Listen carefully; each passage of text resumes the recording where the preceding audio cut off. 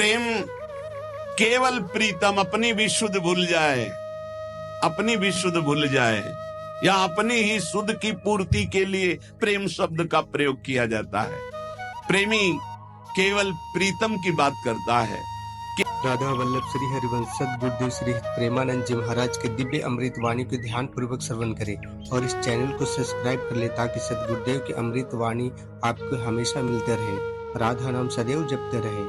श्री हरिवंश राधे राधे। केवल प्रीतम की बात सुनता है, केवल प्रीतम को देखता है, चारों ओर प्रेम ही प्रेम। प्रेम की वृत्ति में कभी पूर्णता नहीं आती है कि मुझे पूर्ण प्रेम प्राप्त हो गया, ऐसा कभी नहीं आता। सदैव प्रेम में कमी का अनुभव होता है। मैं कहां उनको प्रेम करती, मेरे में कहां ऐसा है कि मैं उन्हें प्रेम दे सकूं। मैं तो सब गुणों से हीन हूं। ये तो पता नहीं वो क्या देखते हैं कि हमसे प्रेम करते हैं। ये प्रेमी का हृदय होता है। मैं तो नीच हूं, अदम हूं, उनके किसी लायक नहीं हूं, पर ये उनकी उदारता है कि वो मुझे स्वीकार किए हुए हैं। प्रेमी को अपने में सदैव कमियों का अनुभव होता है, अपने में उसको दोष दर्शन होता है, मैं इस लायक नहीं हूं। और वो अपने प्रीतम में भारी से भारी दोष कोई उनके प्रीतम पर साबित करे तो भी वो गुण ही उसको दिखाई देता है। प्रेम असीम होता है, प्रेम की सीमा नहीं होती। प्रेम प्रतिक्षण बढ़ता रहता है निरंतर, पर कभी अंत नहीं होता। प्रेम कहीं रुकता नहीं है, किसी वासना, किसी परिस्थिति, किसी स्थिति, तिरस्कार, मान, अपमान कहीं भी नहीं रुकता। वो बढ़ता प्रीतम की तरफ चला जाता है। प्रेम में सब कुछ अर्पण होने पर भी प्रतिपल अर्पण करने की प्रबल इच्छा रहती है। यहां तक कि प्रेमी स्वयं भी प्रेमास्पद के अर्पित हो जाता है, पर इस बात का उसको स्मरण भी नहीं होता कि मैं कितना समर्पित हूं। प्रेम वाणी का विषय नहीं है, प्रेम हृदय में रहता है, और वो हृदय हृदयेश्वर के पास चला जाता है तो उसका हृदय भी नहीं रहता। बहुत अद्भुत है ये प्रेम। प्रेम जिसके हृदय में उत्पन्न होता है तो ना मन रह जाता है, ना बुद्धि रह जाते हैं। मन बुद्धि प्रीतम के पास चले जाते हैं, केवल प्राण धड़कते रहते हैं। प्रेम बड़ी दुर्लभ वस्तु है, ये प्राण देने पर भी नहीं मिलता। ये जिसे मिल जाता है उसके समान त्रिभुवन में कोई सौभाग्यशाली नहीं। जहां कुछ भी अपने लिए चाह है वहां प्रेम शब्द का प्रयोग न किया जाए। स्वार्थ है, प्रेम नहीं।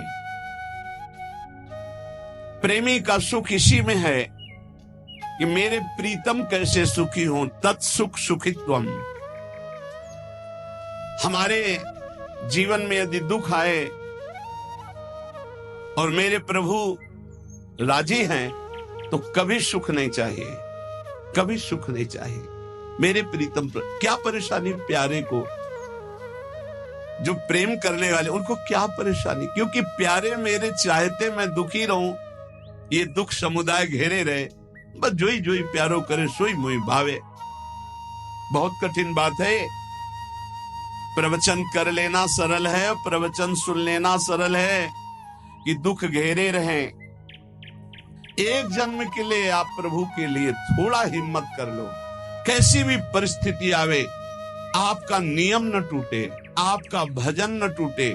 जो नियम बनाओ उसे चलने दो।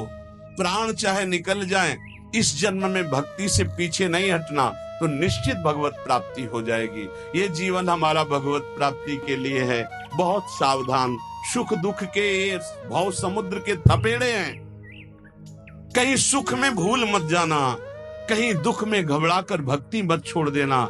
आगे आपको बहुत सुख मिलेगा। ये भक्ति दुख सुख देने वाली नहीं, भक्ति सुख दुख में समान स्थिति पैदा करती है। भक्ति भगवान को आकर्षित करती है। और सही मानो आज तक खुद अपना अनुभव में बता रहा हूं, ये दुख, ये विपत्ति, ये रोग, ये नाना प्रकार का तिरस्कार, निंदा, यही ऊंचाई पर चढ़ाती है, यही सच्चाई पर चढ़ाती है, यही सच्चा शरणागत भक्त बनाती है। इसलिए जिसके जीवन में दुख है, विपत्ति है, नाना प्रकार की प्रतिकूलताएं हैं, डरना मत। तुमको उस ऊंचाई पर भगवान चढ़ा रहे जहां तुम चढ़ ही नहीं सकते थे। सुख और सुविधा ये दुलार है। जैसे कोई बच्चा बहुत रोने लगे तो टाफी पकड़ा दे। सुख सुविधा अनुकूलता प्रणाम नमस्कार ये हमारे प्रभु का दुलार है। दुख प्रतिकूलता तिरस्कार अपमान विपत्ति ये कृपा है, और कृपा पात्र ही विश्व विजयी होता है। कृपा पात्र ही काम क्रोध लोभ मोह मद का नाश करता है। इसलिए सदैव अपने आराध्य देव की निष्ठा में रहे। त्रिपुरदास जी का एक नियम था, वो श्रीनाथ जी के चरणामृत का रोज पान करते थे। हमेशा चरणामृत अपने पास रखते थे। बिना जबान में चरणामृत गए वो अन्न जल नहीं रखते थे। उसे ये नियम रखने की बात प्राय सबको कही है। श्री जी का चरणामृत गुरु जी का चरणामृत जरूर पास रखना। जिसके पास चरणामृत की सुविधा न हो तो हम चरणामृत कुंड का नाम ले रहे हैं। मानसरोवर, राधा कुंड, श्याम कुंड, ये जो कुंड है इनमें हर संतों के चरणामृत है। ब्रज 84 कोस के बड़े बड़े सिद्ध संत जो चरणामृत नहीं देते वो भी इनमें स्नान करते। वो भी जब जाते हैं तो आचमन और चरण धोते। इन कुंडों का जल रख लो, एक एक बूंद रोज अगर मुख में डालोगे एक एक बूंद तो आपका चरणामृत पान का नियम पूरा हो जाएगा। और राधा वल्लभ जी, बांके बिहारी राधा रमन जी, यहाँ तो करुणा बरसती। आप चले जाओ पात्र लेकर और हाथ जोड़कर प्रार्थना करके मांगो तो आपको चरणामृत मिल जाएगा। अगर इतना चरणामृत मिल जाए उसमें आप जल मिला लें तो आप वर्षों उसी को चलाते रहें, जल मिलाते रहें चलाते रहें, वो चरणामृत ही होता है। एक दिन संयोग की बात, जब आप भोजन करने के लिए गए तो जो श्रीनाथ जी के चरणामृत का पात्र था, वो जो चरणामृत मांगते थे मिल जाता था, सेवक देते थे। बोले आज तो चरणामृत खत्म हो गया। आपने कहा पहले क्यों नहीं बताया? अगर पहले बताए होते तो चरणामृत की व्यवस्था करते। तो ठीक है, ठाकुर जी को भोग लगा दो, अब हम प्रसाद नहीं पाएंगे जब तक चरणामृत नहीं। ये पूज्य श्रीधर बाबा जी को हमने नियम देखा कि वयोवृद्ध थे, 3 बजे आसन पे बैठते प्रातःकालीन और 1 बजे तक जप करते। 1 बजे के बाद 2 साधक उनको उठाकर ले जाते परिक्रमा मार्ग में। वो साष्टांग दंडवत लोटपोट होते, फिर आते अपने ठाकुर जी की 4 परिक्रमा करते। इसके बाद हाथ जोड़कर मंदिर में चरणामृत लेते। और जब चरणामृत जिस दिन, एक तो प्राय रहता, ऐसा कभी हो गया कि कोई दूसरा भगत जो उनके नियम निष्ठा को नहीं जानता सब बट गया, तो बोले बाबा चरणामृत तो बट गया, 1 बूंद पानी नहीं पिएंगे। अब फिर 1 बजे वही प्रक्रिया करके चरणामृत मिलेगा तब पानी पिएंगे, तब भोजन कर। ऐसी भक्तों में निष्ठा। तो उन्होंने कहा मैं दरबार जा रहा हूं, तुम लोग श्री ठाकुर जी को भोग लगाकर प्रसाद पा लेना, अब मेरी प्रतीक्षा मत करना, क्योंकि जब तक चरणामृत नहीं तो मैं ठाकुर जी का प्रसाद भी नहीं पाऊंगा। मन में निश्चय किया कि यदि चरणामृत श्रीनाथ जी का नहीं मिला तो चाहे प्राण निकल जाए कभी कुछ जबान पे नहीं रखूंगा। चरणामृत के बिना मेरा जीवन किस काम का। रसोईया अपने कार्य में लग गया। इतने में स्वयं श्रीनाथ जी 10 वर्ष के बालक का रूप रहकर पात्र में चरणामृत अपना जतिपुरा से लेंगे वहां पहुंचे और कहा सुनो, ये 3 पात्र रखे, त्रिपुरदास जी को बता देना, इसमें श्रीनाथ जी का चरणामृत, इसमें महाप्रभु वल्लभाचार्य जी का चरणामृत, और ये तीसरे पात्र में श्रीनाथ जी का उच्छिष्टामृत। उनको बुला लो और पवाओ। और ये 3 थैलियां भेजी गए। बालक ऐसा कह के चला गया। त्रिपुरदास जी को बुलाने के लिए गए। त्रिपुरदास जी दरबार में थे, एकांत में आए और उनका मैंने कहा था कि बिना चरणामृत के हम प्रसाद नहीं पाते, क्यों हमको तंग कर रहे हो? बोले नहीं, चरणामृत तो आपकी बात पहुंच गई है तो वहां से चरणामृत भेजा गया है। कौन बालक चरणामृत लाया?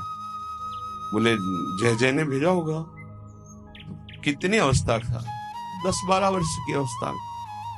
तो कहा अरे बालक नहीं था, साक्षात श्रीनाथ जी थे, साक्षात श्रीनाथ जी थे। जे ही अलौकिक चरणामृत का स्वाद, स्वयं श्रीनाथ जी ने अपना चरणामृत उतार, वल्लभाचार्य जी का चरणामृत और अपना उच्छिष्टामृत। जो साधक, जो भक्त निष्ठावान होते हैं तो ठाकुर जी उनकी निष्ठा की पूर्ति करते हैं। इसलिए अपने जीवन को भक्ति की निष्ठा में बांधिए। जो नियम लो, आजीवन प्राणपण उसका निर्वाह करो। ठाकुर सेवा का, संत सेवा का, चरणामृत का जो नियम लो, कुछ नियम जीवन में होने चाहिए, कुछ नियम होने चाहिए जो जीवन भर चलने चाहिए, चाहे बीमार हो चाहे जैसी स्थिति हो, वो नियमावली नहीं टूटना चाहिए। उन नियमावली से ही भगवान रीझ जाएंगे। नेम से ही प्रेम होता है और फिर प्रेम में कोई नेम नहीं रहता। इसलिए उपासक नियम पूर्वक, दृढ़ता पूर्वक भक्ति करे, खूब नाम जप करे और इसी जन्म में भगवत प्राप्ति करे, ऐसा दृढ़ निष्ठावान बने। शेष चर्चा आगे। श्री राधा वल्लभ लाल की।